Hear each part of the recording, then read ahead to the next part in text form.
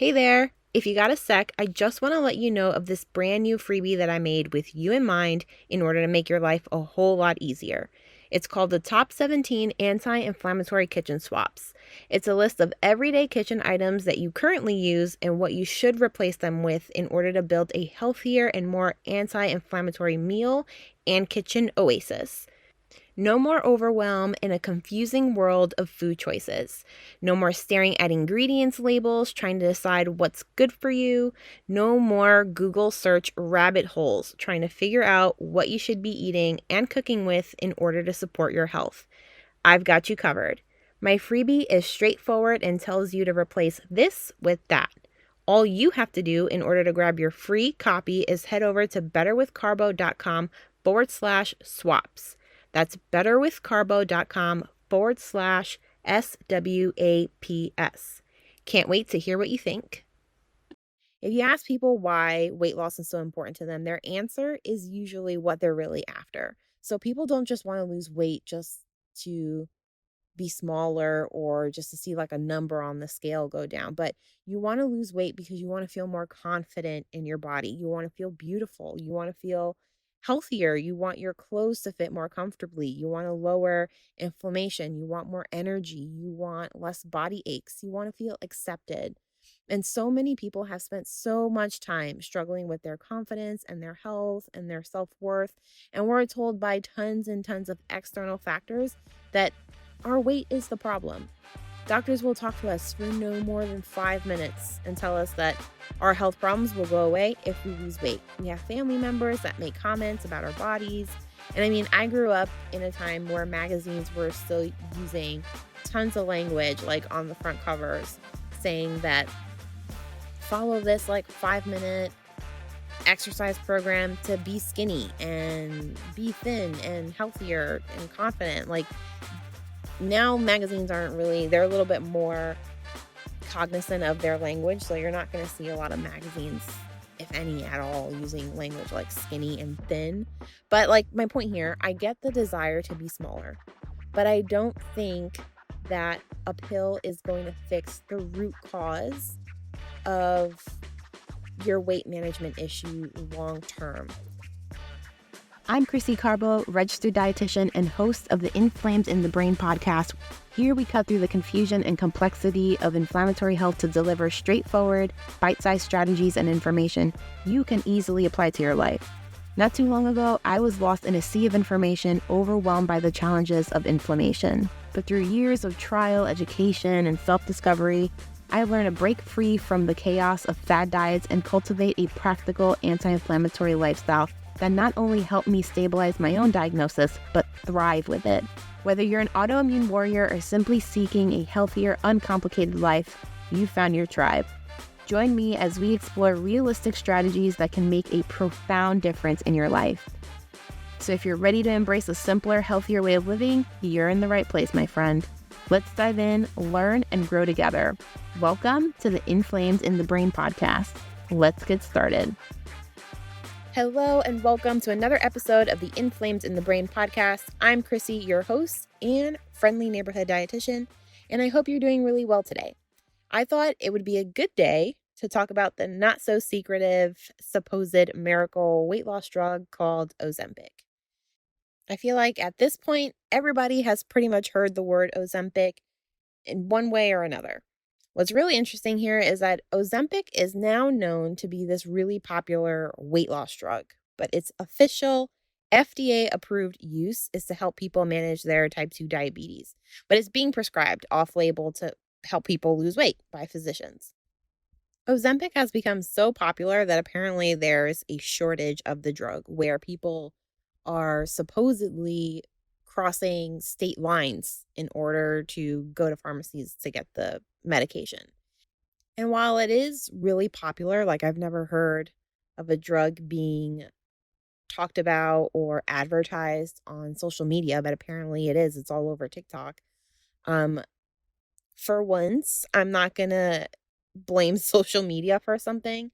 I think that yes, social media and people having a platform to express themselves and things like that is going to spread the word on this very new and impressive drug, but I think it's also in part because of doctors overprescribing medications. And doctors are quick to prescribe because that's what they went to school for. They go to school, they learn to diagnose and prescribe.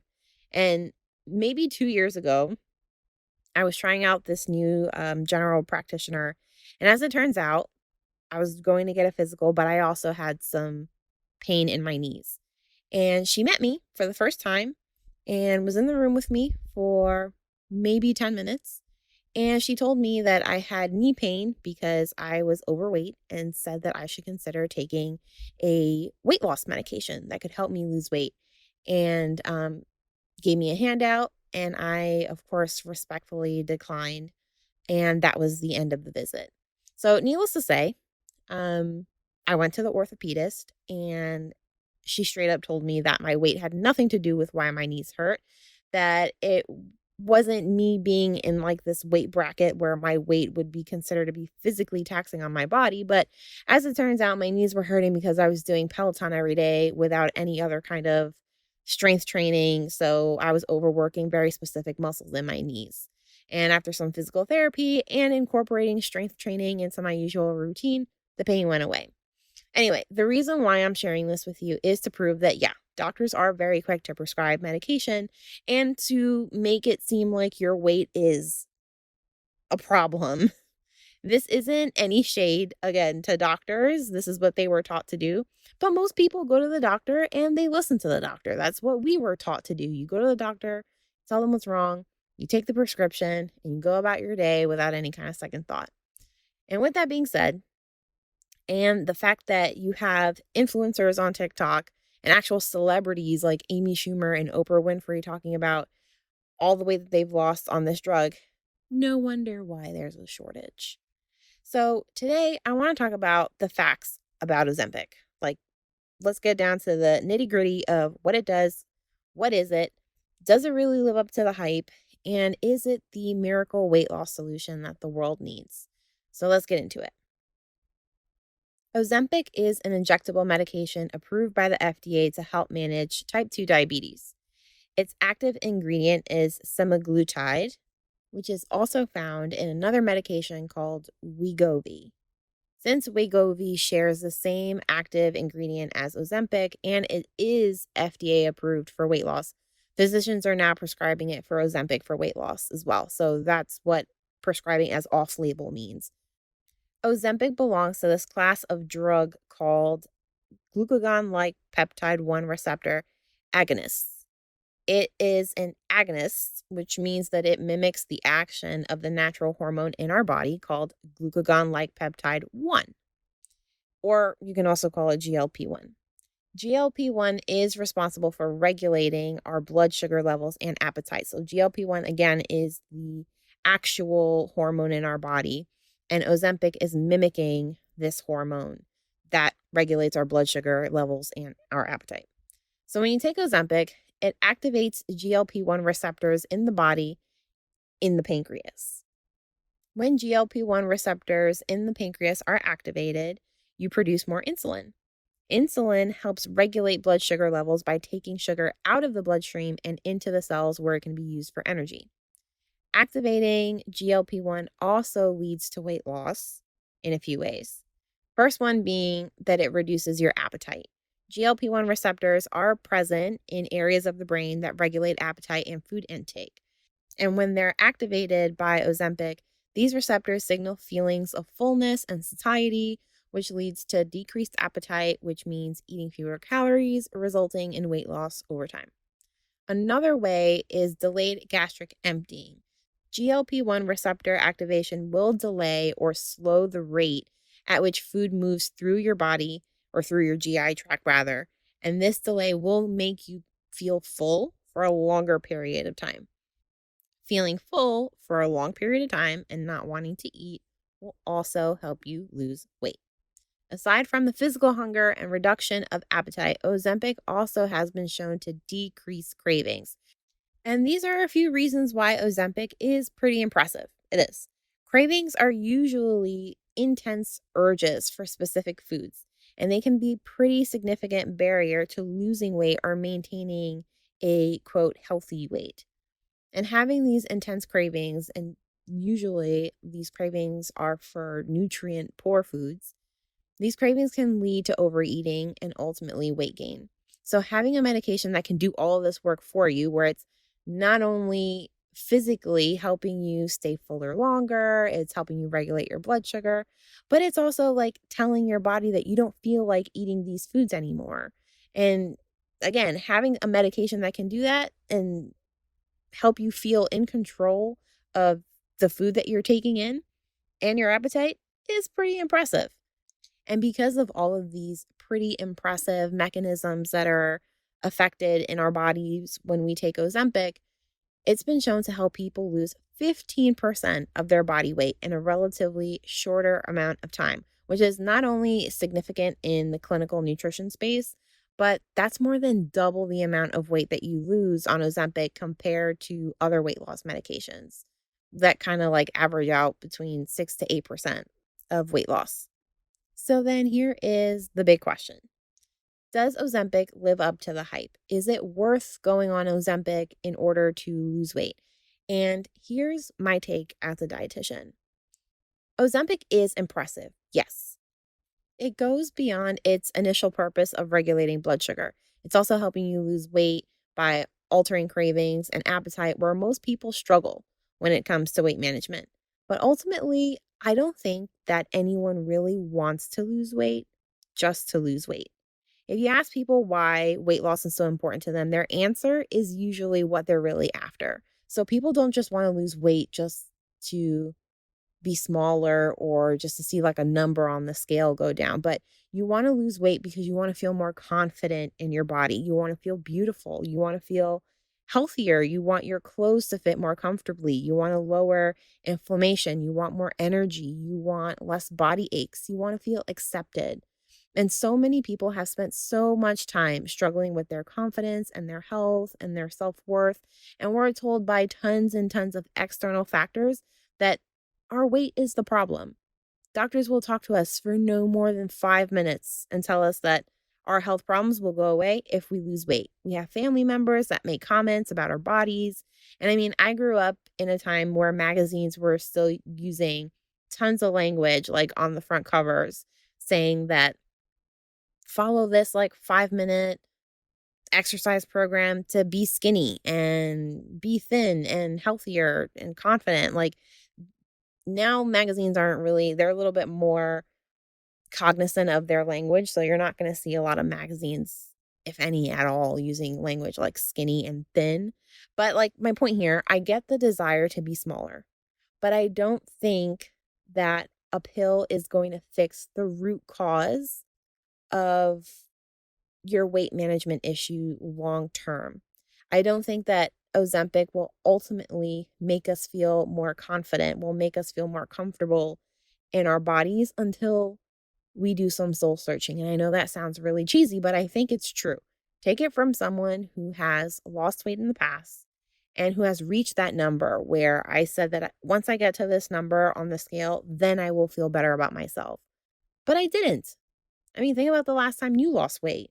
You got to that goal number and you still feel like you couldn't wear the crop top because you have stretch marks, or you couldn't wear the shorts because you've got stretch marks, or you dropped the 5 pounds or whatever, however much weight you're trying to lose, and you felt proud of yourself for a second, but immediately felt like there was more that you needed to do.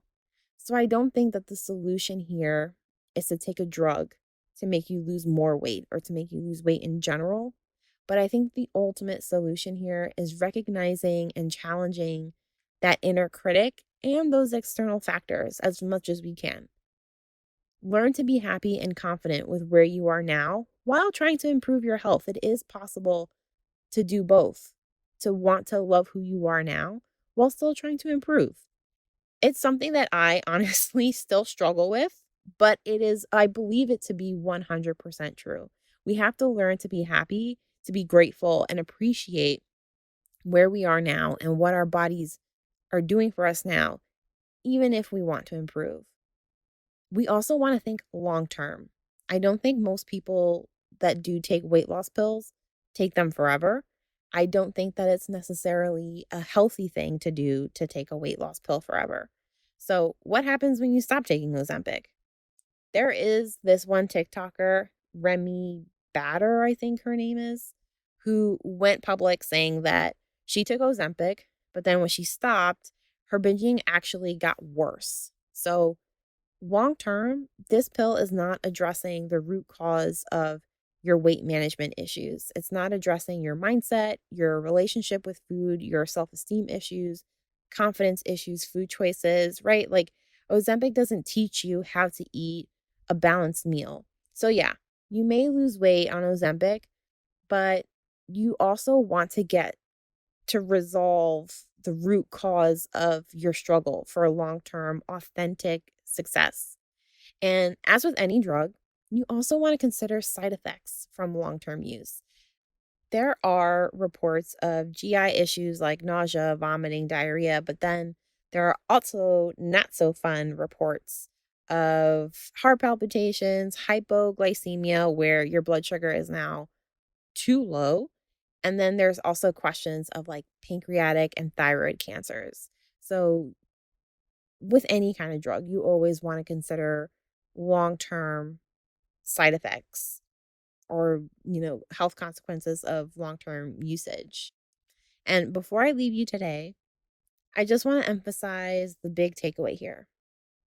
Ozempic is an impressive drug. It does what it's meant to do and probably beyond that, right? So it's meant to help regulate blood sugar, but it goes beyond that and it's helping people lose weight as well. So, yes, it is an impressive drug.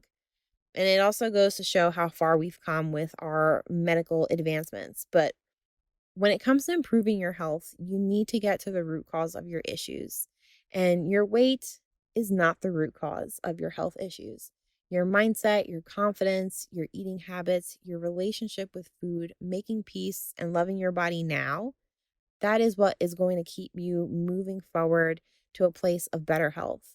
And those are not easy things to do by any means. Like addressing all of those aspects, it's not easy, but every small step that you take to move towards improvement adds up.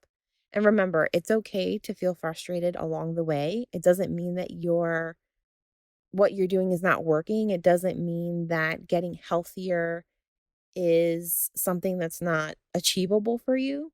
The challenge and discomfort is a good thing.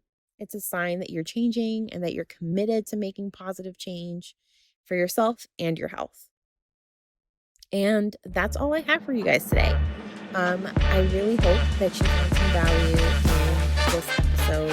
If you did, please share it with a friend, leave a review, subscribe so that you don't miss out on any of our conversations. And don't forget to reach out to me. I'm at Better with Carbo on Instagram.